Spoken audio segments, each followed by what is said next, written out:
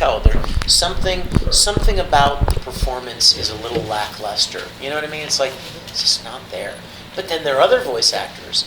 You can tell that it has nothing to do with how much they're being paid. It has nothing to do with how big or small the role is. They are into this. They love it, and they're giving it all they've got. I think you can tell when people give performances like that. I think, and I mean, for me personally, I loved Edward Elric so much that I wanted everything that I did in that series to be good. So even if I did a line and the director said, "Oh, that was fine," I would say, like, "Can I do it one more time? I want to try something else." Because I want it to be the best it could be. Not for money's sake, just because I loved the character. Same with Tamaki from Auron, you know? So I think there's something to be said for being challenged to play a role and really giving it your best, you know? There are a lot of voice acting jobs that pay a lot more than anime. And some people, they kind of, if they get cast in an anime thing, they kind of give it 50 or 60%, you know what I mean? But they're not really invested because it doesn't pay a lot of money, you know what I mean? To them, it's just a side job. If they get the big role, you know, in Shrek 4 or, you know what I mean, or some big Hollywood thing that pays them a lot of money, yeah, then they're going to be really, you know, they're really going to give it their best. But for me, I love giving the best at any role I play, whether it's a little miscellaneous thing or a lead character. I take a great deal of joy in doing it. Oh, you can go ahead and... Okay. Oh, no, we've already got plenty of questions already. Well, Give you guys want to time. jump in or no? I'm not sure what you guys have asked already. Not many. Not too many. Well, question with this, just for fans out there, what would character that you've voiced or have voiced do you think is more like you in real life? For the longest time, I used to say there was a character in a not as well-known show that I played. The show was called Princess Nine. Wonderful show. Oh my gosh, what a beautiful show. It was about a girls' baseball team, high school girls' baseball team. And it wasn't a big, you know, wasn't a big broadcast hit or anything, but it was just a great show. The characters were wonderful and everyone that was involved did a great job. And I played the head of the guys' baseball team that was the love interest of the main girl. And I just loved him. I thought he felt a lot like me. I play a lot of sports and baseball and all that. He was just a nice guy, simple guy. He wasn't magical. You know, he didn't have anime hair. He didn't wear any cool costumes. He was just an average kid. So for the longest time, I kind of would answer that question by saying, Hiroki Takasugi from Princess Nine would be the character most like me.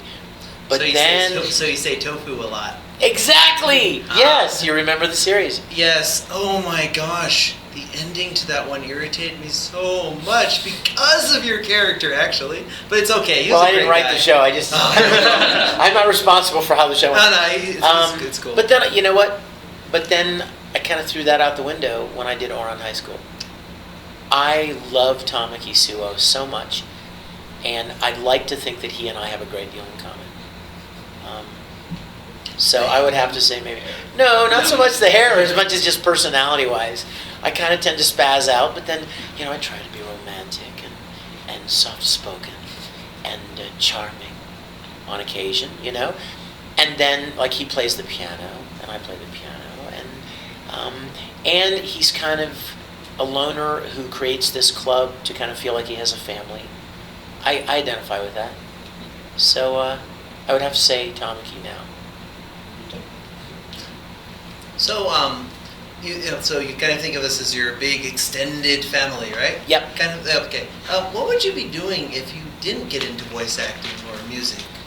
You know what? If I'd never gotten into voice acting, I would probably be doing several things that I'm still doing now.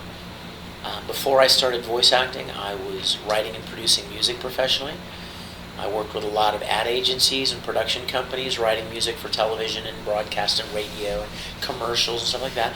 I produced records for other artists. I also would be doing video and film production work. My college degree is in film. And I also do graphic design work. And the funny thing is I still do all those things, just not as much as I would if I didn't have this whole career in voice acting. But I still look for ways to do those things. Why? Because I love them. Not because I get paid. I love them. So I am blessed beyond most human beings to get the chance to do something I genuinely love and actually get paid for it. That is a tremendous blessing. And I don't take it for granted. So how did it all start for you? Like, where did you get your big break? When did you become Vic Mignogna? I don't even know what that bored. means, but you know what? Let's see, maybe 12 or 13 years ago, I was working on a video production in Houston, Texas. And there was a guy working with me, and he said, "Hey, you have a lot of acting experience, don't you?" I'm like, "Oh yeah, I've been doing stage and like theater and stuff like that a long time, since I was like 8 or 9 probably." And he said, "Oh my gosh, you ought to go to this place in town called ADV Films, and you should audition for them. They take these Japanese animated shows and they dub them into English, and they need actors." That sounds like fun. I didn't ask him how much it paid. I didn't even care. It just sounded like fun. So I went and auditioned. ADV, you could fit in this room.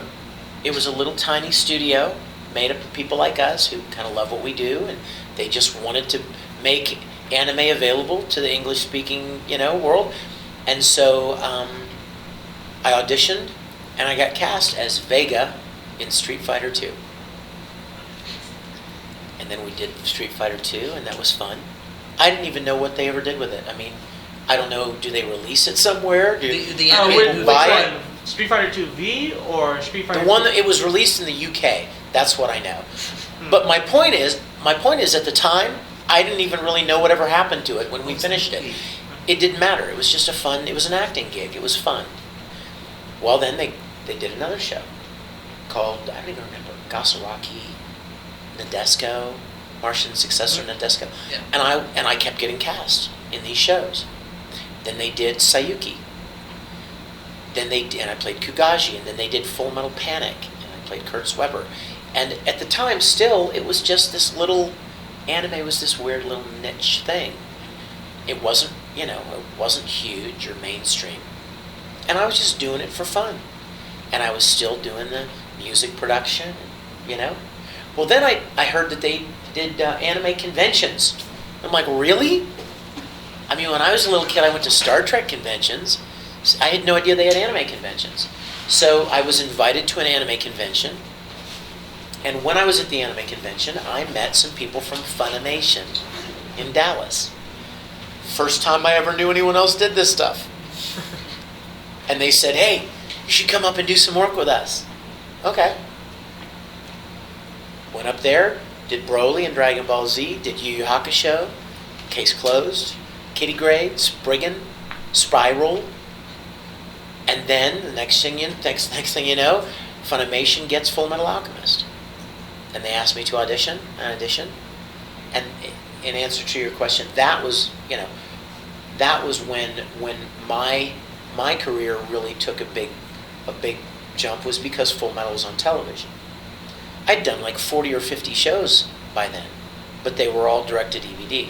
So the only people that knew anything about my work were anime fans that bought the stuff, direct from DVD.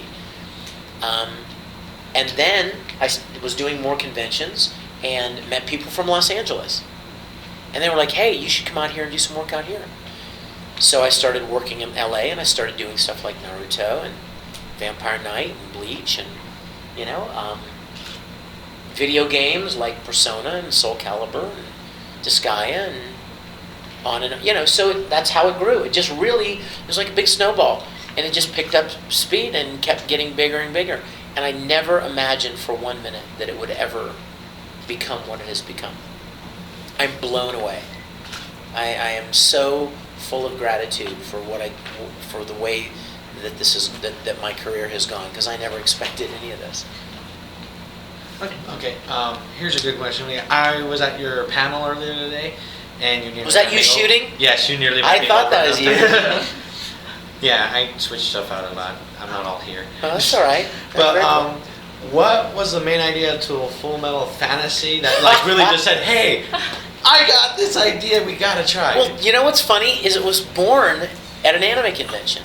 I was at OhioCon in Columbus, and a girl came up to me. This was right when Full Metal had started. And a girl came up to me, and she was dressed as Edward Elric, and she said, "Can I take a picture of you wearing my coat?" And I was like, "Sure." I'd never put on the red coat before or dressed up as any character. So she lets me put on her coat, and all of a sudden, like there were 100 people taking pictures. And I thought, this is crazy, you know? And all weekend long, kids were like, "You should totally cosplay as Edward Elric." And I was like, no, I shouldn't. I'm way too old and, way too tall. But then that got me thinking, what would be a story that I could make up where I could play Edward, where I could get in costume? So I made up that story, wrote that story on the plane on the way home, and then I started asking some other voice actors if they'd like to be a part of it. And then we just got together one weekend and shot it. And it was so much fun. So was it difficult to convince the other cast to do that? Or They were all just crazy jump on? excited to do it. It was not difficult in the least. They were very excited to do it because nobody had done that. And most of them, quite honestly, most of them were just as excited about Full Metal as I was. Because, you can do lots and lots of shows, and they're great shows, but then something grabs you. You do something that's like really awesome. And for me, Full Metal was one of the first shows that I did that I was like so invested in it. Like when something would happen that was sad or very powerful or emotional, dude, I was bawling in the voice booth as I was recording a lot of the things from Full Metal. And that's why the show impacted me like that, because it was the first show I ever did that I found myself so connected to these characters, and I just loved it. Loved it. How did you go about getting the help from the doctor and the bus and everything else? Like, What? Scene where you go in and like the doctor, whoever. Oh, Where's your mommy? you know what? Yeah, you know what? How did you get the permission for that? What permission? You mean in the doctor's office? Yeah, like how did you get That is my doctor's office in Houston, and I asked him if I could shoot something there in the waiting room. I said, just in the waiting room on Saturday, and I had to pay one of the nurses to come in and be there, to be there to make sure nobody messed anything up. And she sat there in the corner and read a magazine, and I had all of these kids from my fan club from the Risible Rangers come in, and I had set them all around the waiting room, and we just shot it. And everything in the thing, we went downtown, we all got in a bus, and I borrowed a little mini bus from my church, and we all piled in the bus, and we would drive downtown and shoot all the stuff downtown. Then we would drive to the bus station and shoot Winry and the homunculi there. And then we would drive somewhere else and shoot some more stuff. Like we shot that whole thing in 2 days. That whole little film we shot in 2 days. How long did it take you to edit it? A little while, but I edited it myself and I sound designed it all myself, and I loved it. I loved it because that's what I love to do. So it was a great deal of fun. I'd love to do another one, but it was a lot of work. And not only that, but I didn't say this today in the panel, but about a year after I had started showing it, it was becoming more and more popular on the convention circuit. And then Funimation called me and they're like, "Hey, we're kind of worried that the Japanese who own Full Metal Alchemist are not going to like the fact that we made this. It's live action. We have no license to make a live action Full Metal." I'm like, "Well, you didn't make it." I mean, I did. And I'm not charging money for it. I'm not making any money. It's fan-made. It's purely for fun. Exactly. It's a fan film. And Funimation said, "Well, yeah, but Vic, you're freaking Edward Elric. I mean, that would be like Mark Hamill making a Star Wars fan film. You know what I mean? Yeah. It's kind of a gray area." So they asked me not to show it anymore. And so I didn't. For like 4 years. It just sat in my laptop bag. And then just last year, somebody from Funimation called me and said, "Hey, I got some good news for you. If you'll let me know when you intend to show it, like shoot me a little text and let me know if you want to show it at different cons, you can start showing it again." And so that's when I started. about a year ago, and have been sharing it at most of the cons I've attended since then. I have a bit of a question on. You mentioned that you grew up in the theater before, before you went to Funimation, ADV, and all that. Did you do any what musicals were you in? What Oh plays my were you gosh. in growing up? And can Tons. you sing us a clip Like, which of your one was your favorite? favorite? Yes, we want to hear you sing. Well. I mean, a show tune. My voice is pretty shot from today. But I did a lot of musicals. Camelot, Oliver. What's your favorite? I like Camelot a lot. I really like that show. Oliver, You're a Good Man, Charlie Brown, Annie, Fiddler on the Roof. Did What's you the Guys and Dolls? Did you ever get to try any Sondheim ones? Like No, Into I'd the Woods? love to. And you know what else? I gotta tell you something. I miss theater like crazy. I miss stage acting. But there's just no time. You have to spend like every night of the week in rehearsals and then weekends doing performances. Most of my weekends I'm someplace at an event. And I have these other jobs that I do all the time. There would be no chance in the world that I could be in a stage play at this point in time. And I miss it. I really do. I talk to friends of mine all the time about that. I've started to get some more opportunities in live action. I don't know if any of you saw it, but I did a little short fan film called Nuka Break. It was based on Fallout, the big video game. It's got like 2 million views on YouTube and stuff now in like 3 months, and they're doing a series now, and I'm playing characters on that. Chuck Huber is a voice actor who is also an independent filmmaker. I'm working on a live action film for him in Dallas.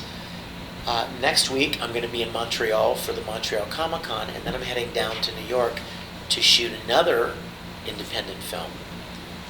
And then I'm getting ready to work on my own Star Trek web series, where I'm going to be playing Captain Kirk. Excellent. And so I'm jazzed about that too. But I miss theater a lot. And I did a lot of really great plays like The Crucible, some heavy stage plays, and a lot of musical theater. I miss it a lot. Well, so your favorite one's Camelot. That's a really good one. Probably, I really do. And I you know why I loved Camelot? I'll tell you why. My senior year in college, the director that was going to be directing the show came to me before he even held auditions, and he said, "I just want you to know, I'm pre-casting you as Lancelot." He's like, "You're Lancelot. You're perfect. Perfect." And I said, "Well, yeah, but what challenge is there in that? I want to play Arthur." And he's like, "No, I just don't see you as King Arthur." I'm like, "Yeah, but I really want to play King Arthur." And he's like, "Well, you know what? You can come to auditions, and you can audition your little heart out as King Arthur, but I'm really seeing you as Lancelot." So I went to auditions, and I gave it my best shot as Arthur, and he cast me as King Arthur. That's why I think Camelot is probably my favorite. Because I really wanted to play something that the director didn't see me playing. He was so funny. He was like, "I hope you know what a big bind you've put me in now, because now I don't have anybody to play Lancelot." Like, sorry. So, so a lot of actualization, huh? Like, it's because pretty much like you set your goal for that, and then you go out and do it. That's very admirable. That's Well, not a and question, you may it's very fail, admirable. but you never succeed if you don't try. You don't even have a chance of getting cast in something if you don't audition for it, or of achieving something if you don't try it. And I'm going to reiterate again. I said this earlier, but I am so enormously blessed in my life. I told my girl the other day, if I was getting on a plane and flying someplace, and I was calling her before I had to turn my phone off on the plane, I said, "You know what, something, sweetheart? If this plane went down right now, I have lived the most wonderful life. I have been more blessed to get to do things that I love, and experience so many great things, that if my life ended today, I have had a wonderful life." And that's honestly how I try to start my day. I wake up every morning and I kind of drop down to my knees and just thank God for the privilege to get to do stuff that I love and to get to interact with people all over the world, and hopefully do things that people enjoy, make them laugh, make them cry, entertain them, and maybe even in a lot of cases get the chance to have some kind of a positive impact on a lot of kids that are at real pivotal places in their lives. I get 100 fan letters a day, emails, and I'll sit up until 2 in the morning every night answering all of them, because I take the opportunity to be able to share something with these people very seriously, and I want them to know how much I appreciate their support of my work. And so I long after the anime is over, there could be people out there that I might have been able to have a positive impact on that's much more valuable than any show I may have been in, Have you considered maybe radio plays? I know, like, right here in Colorado, we have Focus on Family down in Colorado Springs. They have Adventures in Odyssey and such. I know. I grew up with Ensylvania and Music Machine and a lot of those. Have you ever considered making those? Because it'd be like play acting. Well, but it's a radio play. You know what? The truth is, I consider a lot of things. I would love to do a lot of things. That's my problem. I want to do too many things, and I just can't. There's so many things I would like to do. I've been telling myself for months I had an idea for a new album, for a new record, a new CD. I don't know if some of you know, I write and produce music professionally. I've got 6 CDs on iTunes right now, and I had an idea for a new one. I just don't have any time to do it. And I want to do so many different things, and there's just only limited time. But that's a great idea. I would love to do that. Okay. Anybody have a question over here? So you do a lot of film work. This is just personally for me. I'm hoping to get into post-production. Any advice on that? Are you a Final Cut Pro girl? Oh, that's my girl. Nice. I will tell you this. It's a lot easier to get into the technical side of production than it is to get in front of the camera. So many people want to get into the performing side of everything. Like they want to be a singer. But nowhere near as many people want to be a sound engineer. And everybody wants to be an actor, but far less people want to be an editor or a DP, or a sound guy, So you're already ahead of the curve to want to learn to do the technical side of things. The only encouragement I would give you, my dear, is just do the thing. Don't wait to be hired to do anything. Just do it. Make up an idea and take an SLR and go out and shoot something. Make up a story and shoot it and cut it. And then sound design it. Not because you were hired to, or not because it's going to become popular or make you any money, but just to refine your skills and to get better and more comfortable with those things. And then the day is going to come when somebody says, hey, have you ever done anything like this? Or I'm looking for somebody to do such and such. And you go, here, I did this. And they're blown away. And you're I in. actually did a video for one of the anime or the Funimation contest they had for... Really? That's how you do it. You just do the thing, There's so many people, like even voice acting. So many people are like, they think one day they're going to get discovered or hired or something, but they don't do anything up to that point. And there are plenty of opportunities to develop your skills if you just want to do it. So yeah, that's what I would encourage you to do. Make up your own stuff. Yeah, absolutely, sir. Hey, Vic. Yeah. Would you mind a couple of flash shots? Not at all, man. Sure. All right. I just Not at don't all. like Oh, bugging. dude, knock yourself out. Whatever. Yeah. No, not at all. You can grab one of those cool green things then. Precise loves them. I'd like you to juggle the green thing. I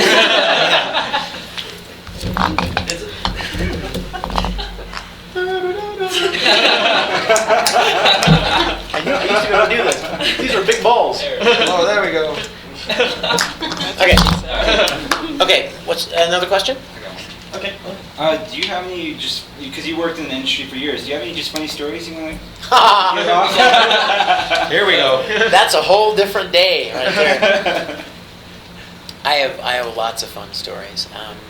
You know, the problem is if you get too many fun stories, they all kind of meld together. You know what I mean? And you're like, I know there are hundreds in there. I just can't filter out one, you know? I've had so many fun experiences. Oh, gosh. Let's see.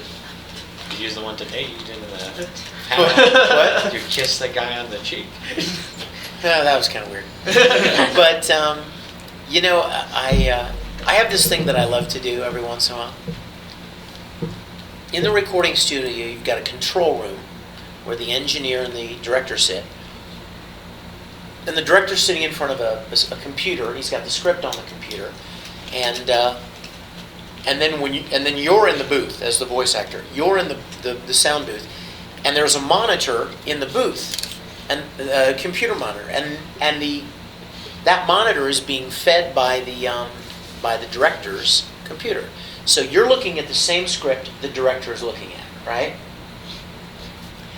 So Mike McFarlane, who directed some of Full Metal, he always has a tendency to read your line, out loud before you record it. I think it's kind of his way of checking to make sure the line sounds right or was written right. And usually I've already read it. Like, you know, it may be something like, you know, this may be our only chance to get the Philosopher's Stone. Let's say that's the line. This may be our only chance to get the Philosopher's Stone. So every once in a while, we would take a 5-minute break, and Mike would leave the room, and I would play these jokes on him, or I would sit down at his computer and change the line. He comes back, and I go back into the room, right? And he comes back, and he goes, all right, you guys ready to get going? Okay, let's look at the next line. What is it? Loop 215? Okay. And so he'll go, all right, Loop 215. This may be our only chance to get naked with Winrage. What? And it could be anything. But, you know, this is a script that somebody wrote, you know, months ago. So he's not expecting any kind of weird. So I'll like throw weird little things in occasionally into the script. We have a lot of fun making up different lines for different things. Outtakes are always fun.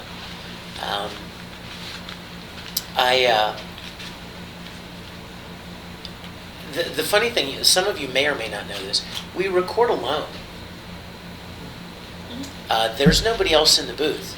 So a lot of the fun moments of hijinks or interaction that you may have with another actor, like in a stage play or something, you don't get those. You are by yourself. So most of the funny moments just kind of happen with you and you know, as you're recording something, and director and engineer there. Here's another funny story.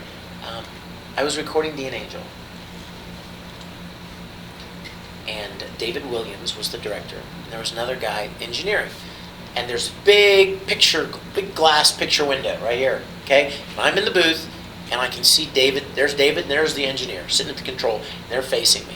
I'm sitting in the big glass window, mic in front of me, computer monitor. And so getting ready to record my line. I don't even know what it was. It's, you know, something Dark would say. I don't even know. How about a date with Phantom Dark? Okay, right. What? How about a date with Yeah, all Phantom right. Dark? So how about a date with Phantom Dark? So I'm looking at the monitor, right? And I hear in my ear, boop, boop, boop. And where the fourth beep should be is where you start recording. It's a cue. So I'm looking at the monitor. Boop, boop, boop. How about a date with Phantom? And I hear something going boom. And I didn't know what it was. And David Williams comes on the speaker. What was that? I was like, I don't know. I'm just sitting here. He goes, well, we got to do it again. It ruined the tape.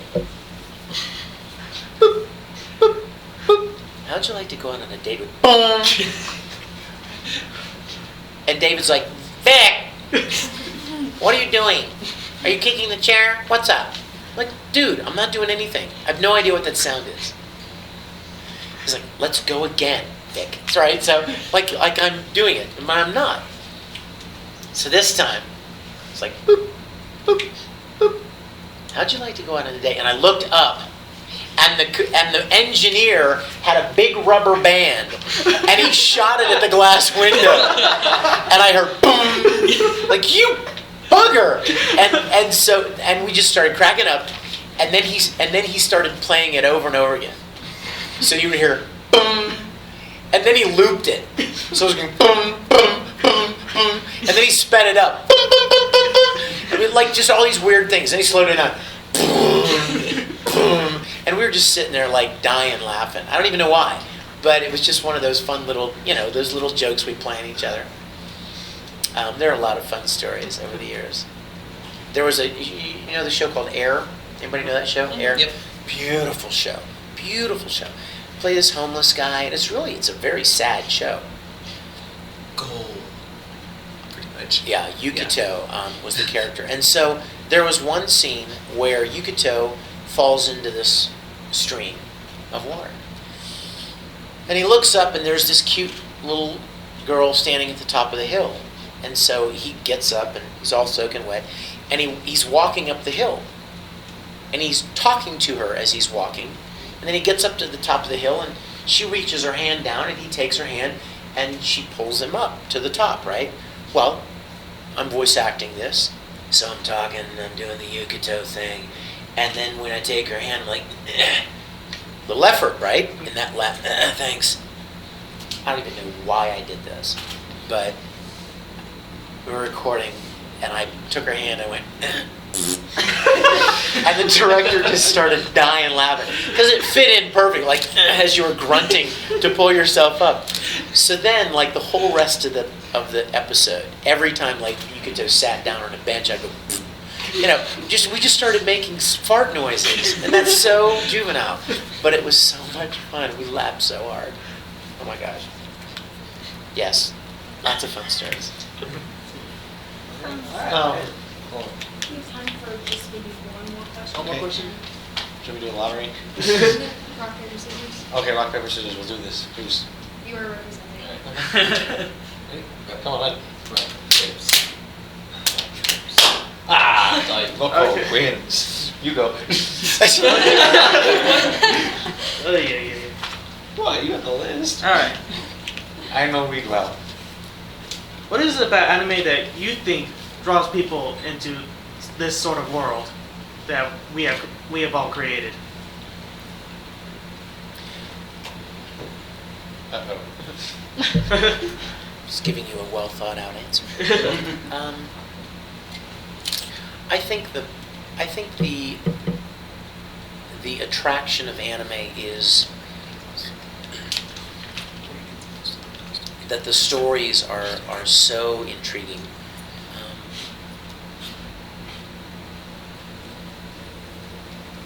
Because they're created in Japan, they have a completely different sensibility about them. You know what I mean? I've often done shows, and something would happen in the show, and I would look at the director and I'd be like, who thought of this? How? It was never even occurred to me. Some of these twists and some of these weird things, would never even occur to an American writer. But culturally, they have these amazing creative ideas. And I think they're so intriguing to us because they're so different from the way we would normally think, the way our thought processes would go, Like, what does getting a nosebleed have to do with getting turned on, right? Or seeing a cute girl bleed? What does that have to do with anything? Would never even occur to you. Would it occur to you if you were going to write a story and when you get excited by a girl, your nosebleed? What? Why would that happen?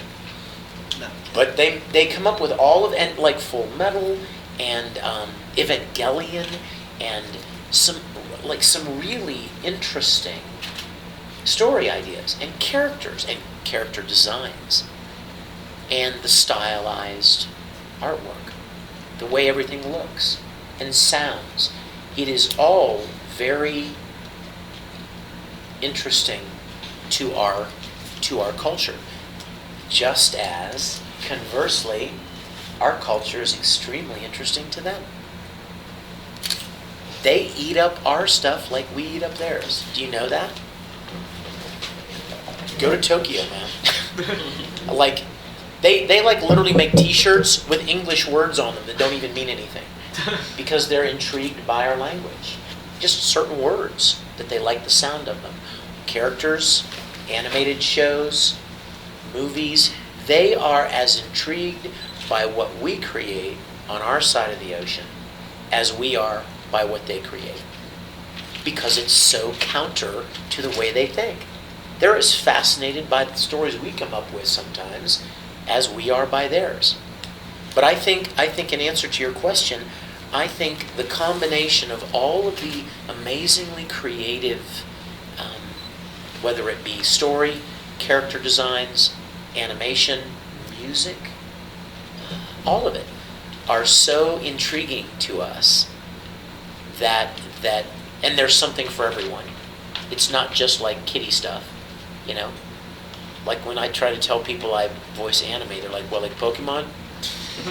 Because that's, you know, their kid likes Pokemon. That's all they know. Anime is Pokemon or Yu-Gi-Oh. I'm like, no, there's a whole universe of different types of anime for every different kind of person. And that's another thing that I think people really love about anime, is that no matter who you are or what your particular interests are, you can find a story that appeals to you. There's something for everybody.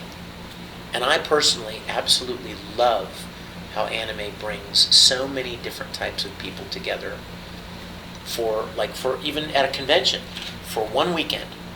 You got 7,000 people, right, who are from every conceivable different background, age group, life experience, but they're brought together by this one common interest. And it's like a big family atmosphere. It's like everybody's happy and having a good time and friendly with everybody. It's awesome.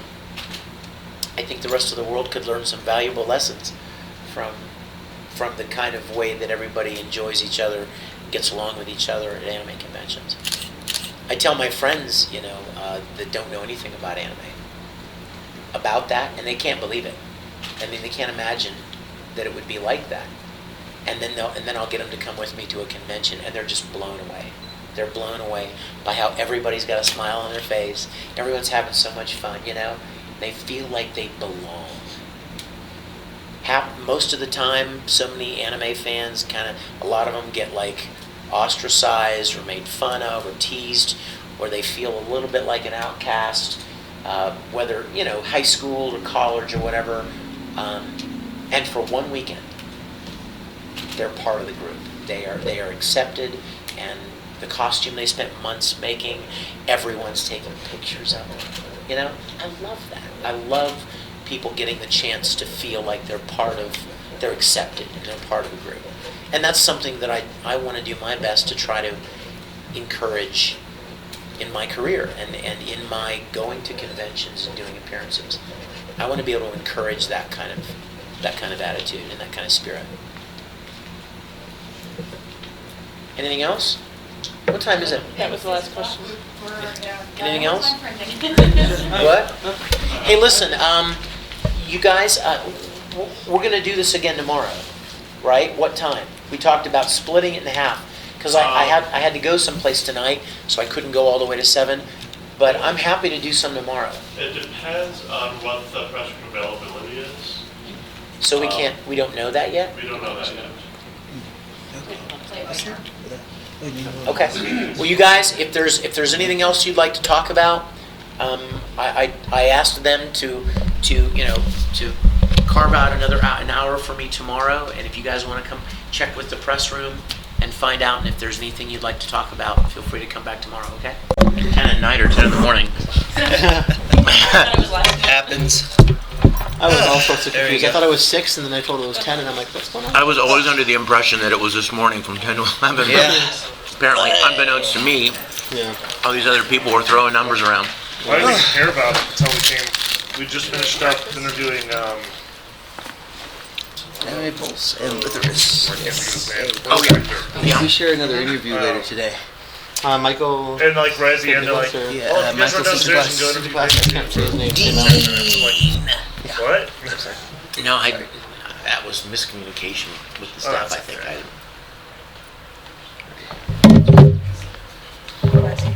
We got this, so it works out well. Yeah, I hope. I mean, I understand. Not much goes on at 10 a.m. on a Sunday morning at a gun, but I appreciate you guys being here.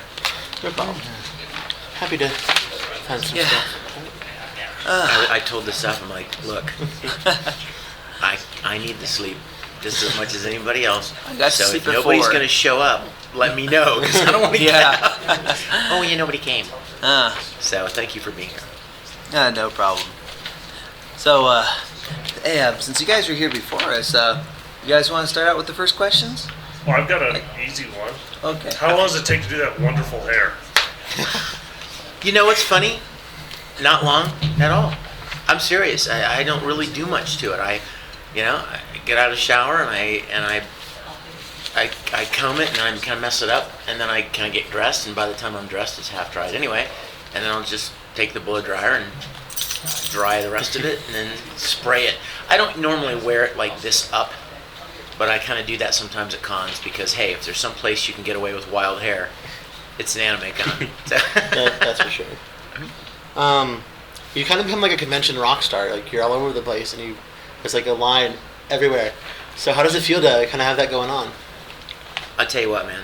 I do not take one bit of it for granted. Yeah. And I hope the fans know that. I'll tell you, I started doing conventions. I mean, a long time ago. I mean, I've been in the business a long time, and I kind of feel like I served my time, going to conventions like for absolutely nothing but just building the industry and promoting the industry, And I've seen the convention circuit and fandom grow so much. And I know you remember yesterday, how many times did I use the word grateful? Oh. I am so grateful and so blown away every morning that I've been given the opportunity not only to do something that I really love to do, but also to bring some joy and some entertainment, some laughter and some, whatever, encouragement, you name it, to the fans. And my singular goal is for them to know how much I appreciate their love and their support, and I think they sense that, and so it kind of, you know what I mean? It's cyclical. It feeds itself. Yeah. The nicer you are to them, and you pour yourself into your work, and you make yourself available to them when you do events. You know what I mean? They appreciate that, and then they tell their friends, and then it just grows. So. The short answer to your question would be it feels really, really good. Awesome. But at the same time, I'm very, very grateful for it, and I don't take it for granted at all. I have a little bit of I guess you could say unconventional questions, so just a little bit of preparation. No pun intended. Unconventional. Yeah. So, real quick question. How did you meet Michelle, and how did you propose? You're not going to believe. You know why I'm in love with this girl? I met her at an anime convention.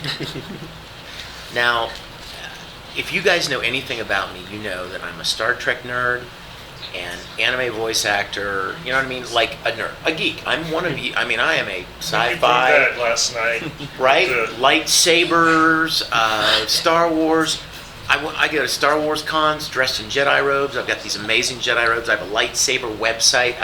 I'm a nerd, just like most of the people that attend the conventions. And so you got to figure that the chances of finding a hot chick who is also a nerd, who is also around your age, and you know what I'm saying, and kind of similar interests, that's a pretty small field. You know what I mean? People tease me all the time. What's it like to have all these screaming girls after you? Well, it's really cute, but they're 14.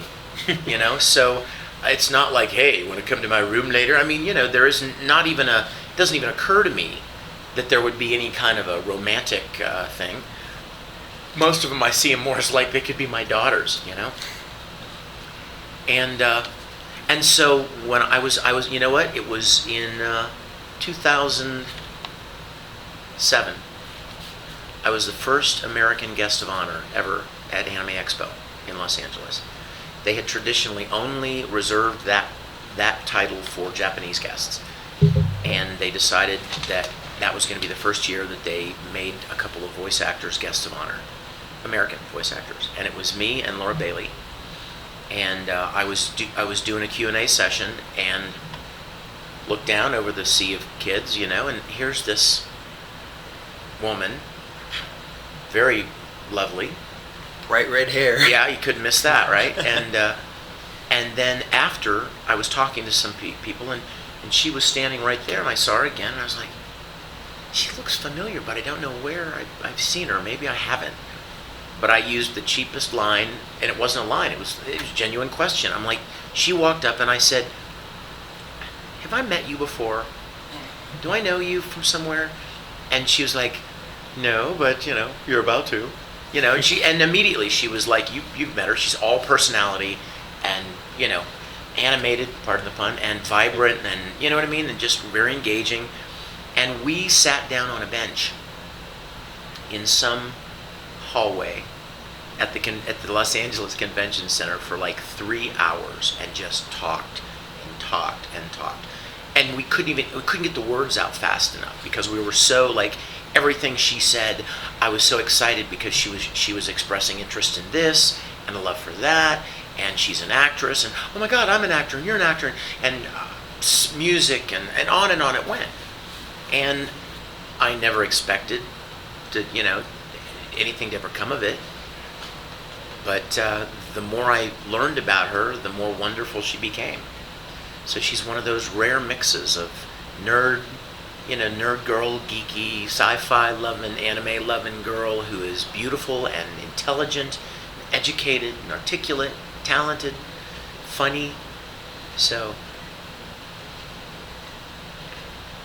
how did you propose? Oh, that's right. Yeah, the second part of that. Yeah. Well, you know what? I'm ashamed to say that was less than dramatic or climactic. We'd been together for a while, and I bought this ring that she and I both had picked on the internet. A really pretty kind of a vintage, what do they call them? Not like a state. You know what I mean? Like something from like the 20s or something. One of those really pretty old ornate rings that she really liked. And I was carrying it around for a long time, and she knew I had it.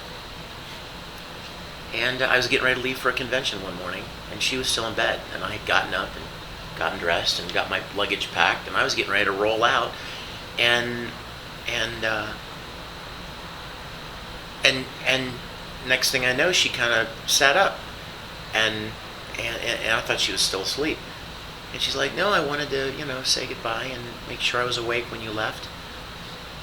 And I just kind of felt like it was a good time to give it to her, and so I said, hey, listen, before I leave, I want to give you something. And I sat down beside her and gave it to her, and that was it. It wasn't any, I had a crop dusting plane draw her face in the sky or anything. No, that's actually really great. She and I have both been married before. I'm, you guys can tell I'm not 25 years old, but we've both been married before, so it was like, yeah, we did the whole, dramatic thing before. Engagement and wedding ceremonies and all of that kind of family thing. So this time it's a little more, you go into it a little more even-headed and with the life experience that you got from the first time, and yeah. It's like with these mistakes, it's kind of like, why do we fall? To pick ourselves back up. That's right. Yes. Why do we fall, sir? Questions? We'll go around. I think you blanked my mind. Oh. Did you want? You have some written down? Go ahead. I'll come back. Okay. I know you do stuff besides voice acting. You do music and a lot of other things. Is there one thing that you think you're the most passionate about, or one thing that you'd rather do, or? Honestly, people have asked me before, if you could pick one thing that you do professionally, what would it be? And I'm like, I would kill myself because I could never pick one. If I had, you know what I mean? I couldn't. And here's the thing, regardless of whether I get paid for it, I'm going to figure out a way to do it. You know what I mean? So like if for instance, voice acting, the anime career and industry that I'm in takes up probably 80 to 90% of my time. Okay? but I still write music. I still record songs. I still make CDs. I still shoot video productions. I still do on-camera work. I still do graphic design in that other 10% because I love doing those things. Sometimes it may have absolutely nothing to do with getting paid or being compensated in any way, but because I love doing it, I find a way to jam it in somewhere, you know? I'll have video stuff on my laptop, and when I'm on a flight from Los Angeles to Montreal for a convention, there's 5.5 hours where you can do very little. And so I'll sit there and I'll edit something I'm working on, or I'll write a lyric to a song or something. So I would never be able to pick one, but I would always try to find a way to continue to do everything that I do, because I love them all. Did you think of anything yet? I have Yes, and I just forgot again. Oh. No, There that's you what go. it was. Obviously, you get asked to do Full Metal Alchemist's voice at every convention. Is there a voice you don't get asked to do and you would enjoy doing more? That's a great question. Wow, dude, that was worth waiting for. I'm serious. Well, I've been asked 1,000 questions, I've and heard you've been asked a ton of times. And I've never heard that. In fact, at that AX you were just talking about, I remember first time I saw you was some fangirl was chasing you down the hall. And there's all these staff members trying to stop them.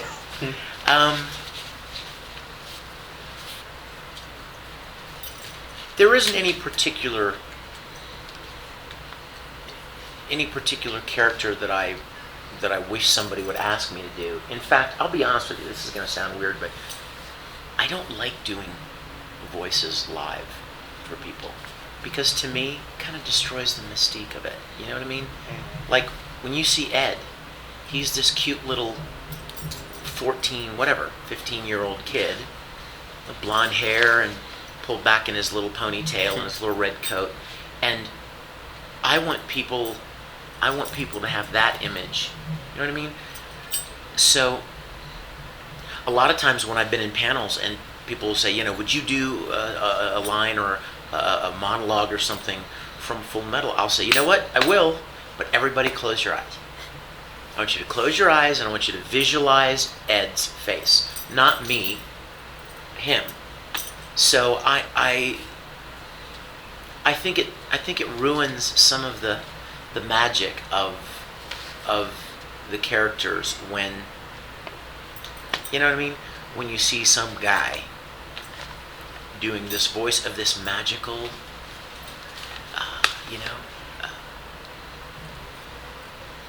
interesting, intriguing character from a wonderful anime series, because it's like anime is like, you know, because it's animation, it's like not physically tangible in the real world, and it's kind of magical in its own way.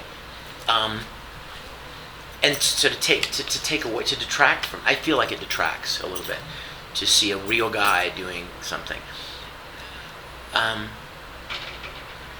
I've often likened it to like when you were a little kid and you used to hear DJs on the radio stations where you grew up, and you had an image in your mind of what that DJ looked like. When you were a little kid. Yeah.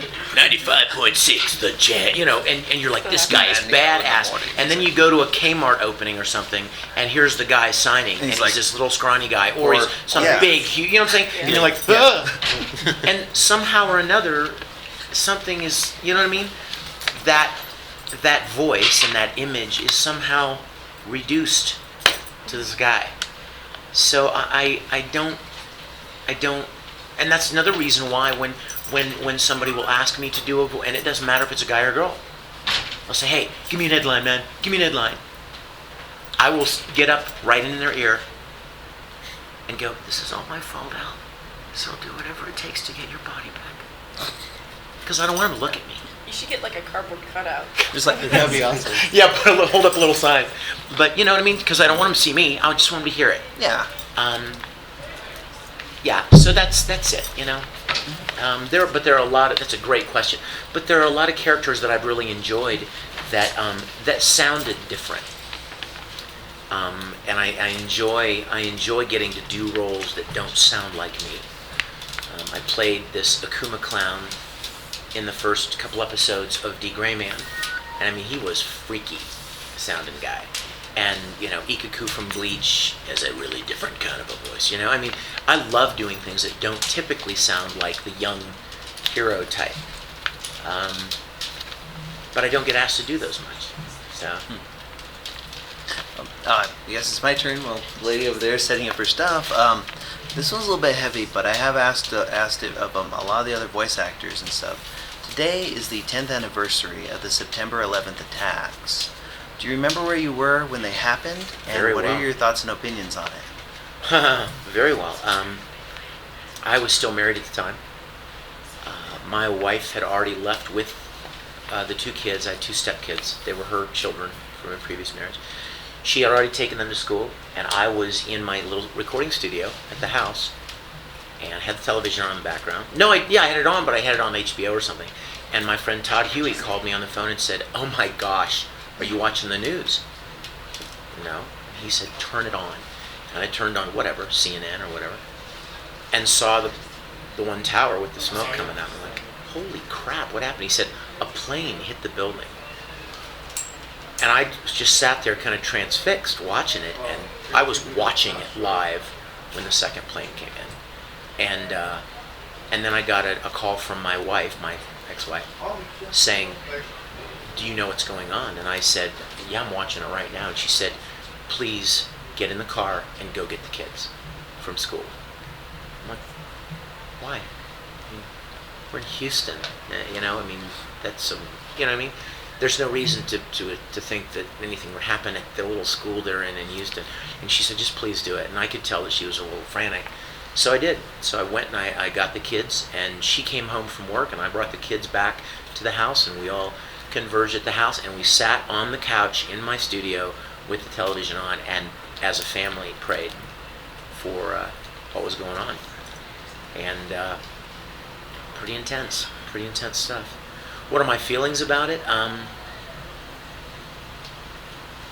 I can't imagine that I would have any feelings any different from most people, just a horrific act of cruelty to hundreds of people that never did anything to anybody. You know what I'm saying? Whatever beef some faction has with America, those people working at their jobs in that building, or those people who got on that plane to fly someplace, they never did anything to those guys. So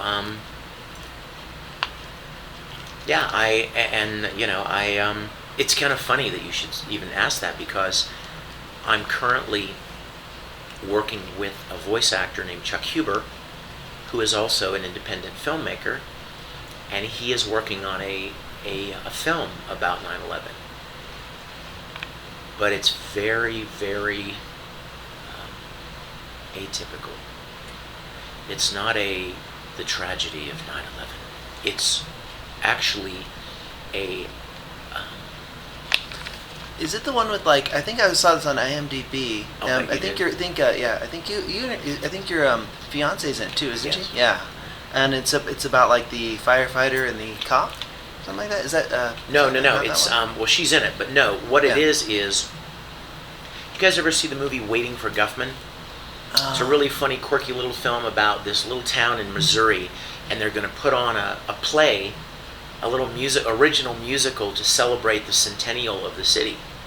So they make up this really bad, cheesy musical about their town, and they think that some guy from Broadway is going to come down to see it, and that they make it to go to Broadway. And they're all, bad actors, and the songs are cheesy. There's no chance in the world they would ever, but they think they may. And the whole movie is literally about the behind the scenes of these local people preparing to make the musical. So like 10% of it is them practicing the musical, and 90% is them backstage, behind the scenes, the interaction between the characters as they're rehearsing a musical. Well, this particular film is about 2 producers that want to make a musical about 9/11, a musical. So you're already going, ooh, that sounds weird. Well, it gets even stranger, because these 2 producers are conspiracy theorists. Oh. They think that, they believe that, like, the buildings were brought down by explosives intentionally, and they believed that maybe there weren't even any planes, that was all a television effect hoax, and that kind of thing. And so they want to promote that in the film. It's all fiction, but in the film they want to promote that idea, but they don't want to necessarily offend people, so they kind of couch it in the form of a musical, thinking that it would be a little more palatable if it's a musical. Yeah, because So they get all of these different kind of people who have all different viewpoints on that and bring them together. And so the majority of the film are all of these cast members fighting it out and hugging it out and arguing and crying and all the different attitudes behind the scenes as they're trying to put this musical together. So I guess like you and Michelle will be singing it because she was in Deliverance the musical. Well, that was something she did a long time a long time ago with a comedy team that she was in. But yeah, in fact, Chuck had asked me to be in it. And then I told Michelle that I was doing it. Michelle's like, is there anything for me? Can you ask Chuck if I can do anything? And I said, Chuck, is there anything Michelle can do? And he's like, yeah, we'll find something. And he brought her in to play one of the roles, and she's really awesome at what she does. And so next thing you know, her role had expanded. You've been in so many things. Like, I asked all my friends back home in Boston and here in Denver are huge nerds, and I asked a bunch of them, okay, for everybody I've interviewed so far, I've asked this question. First thing you mind, name of the show that you know this person from. And every person I asked gave me like a different answer. What was the question? What is? I'm kind of crazy. Like, what's your favorite character? Because every person I asked, all my friends, name a Vic Mignogna character, and they gave me Soul Eater, Oron. They each give me so many different answers. So I was wondering, what is your favorite? Well, for the longest time, and I said this in my panel the other day, for the longest time, I was always afraid to give one answer because I love so many different characters that I've gotten to play. So I always gave that politically correct answer. Well, I love all of my characters. I could never pick one. They're all like my children. That kind of thing. And a lot of people say that, and I was one of them. But then when I finished Brotherhood, when I finished Full Metal Brotherhood, I just had to acknowledge the fact that Ed was such a wonderful character, and I was so grateful to get the chance to play that character. So I would say Ed from Full Metal is my favorite, but then like right behind Ed is Tamaki from Oron. No, it's been a fun one. I gotta get going for another interview or so. Oh my Before gosh. we go, real quick, what's your favorite Bible verse? I have a lot of those too. Oh, Colossians 3:23. I'll say that one. Okay. Whatsoever Colossians you do, 3:23. do it heartily as to the Lord and not unto men. God bless you. Thank you, brother. Okay. God bless. Have a good day. You too.